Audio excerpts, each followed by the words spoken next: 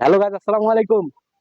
দেখবো ঈদে যারা বাড়িতে যায় তাদের অনুভূতি কি, তাদের এলাকা যাওয়ার পরে তার অনুভূতিটা কিরকম থাকে, বন্ধু বান্ধবরা কি কয়। আসেন আমরা দুই চার ভাইয়ের কাছে শুনি, কি বোনের কাছে শুনি যে এলাকায় যাওয়ার পরে ওরা কিরকম এলাকার লোক আচরণ করে, কিরকম ব্যবহার করে, কি কয়। আসেন।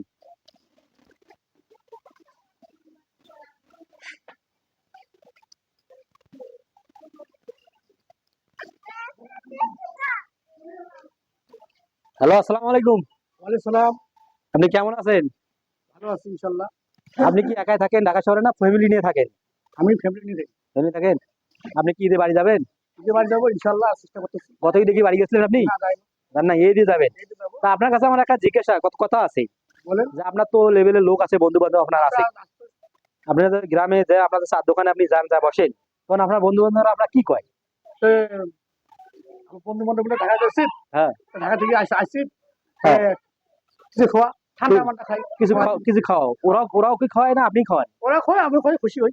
খুশি হই। আর কয় না কি আবার তুই আবার কবে যাবি? বলে যে কবে যাবি, মানে ঢাকা থেকে লোক গেলে গ্রামের লোক কয়, বন্ধু বান্ধব কয় আবার কবে যাবি? আবার কবে যাবি। কিন্তু কয় না, কেউ বন্ধু বান্ধব কয় না যে ঢাকা যা কি করবি, থাকিয়া যা, আমার গ্রামে ভালো, তোর ছাড়া ভালো লাগে না।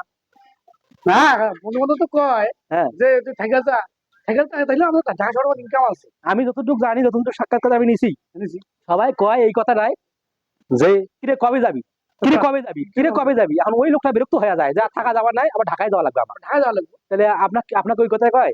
কয় তো কি কয়? যে কবে ঢাকা যাবি। কোনো বন্ধু বান্ধব আমরা নিজের একেবারে খাস বন্ধু বান্ধব আছে না, ছোটবেলা দেখেন একটা কালের বন্ধু বান্ধব, কয় না দোস্ত যাওয়া দরকার নেই, আমার খারাপ লাগে একা একা, তুই থাকি যা। হ্যাঁ, কয়। তো আমার বাড়ির লোক বলে, ফ্যামিলির লোক বলে। আচ্ছা, আপনার বন্ধুর মধ্যে একটা ঘনিষ্ঠ বন্ধুর নাম কর যে আসলে অনেক ভালো। আমার বন্ধুরাও আছে, আমার বাবার মা। তো তাই, ঠিক আছে। বাবা মা তো যে কথা বলছে, আসলে বাবা মা যে এমন একটা জিনিস, তুলনায় হয় না। বাবা মার কথাই বলছে, বন্ধু বান্ধব সবাই আসলে স্বার্থপর। ঠিক আছে, বাবা মার কথাই বলছে। আপনারা সবাই তা ভালো থাকবেন। আল্লাহ হাফেজ।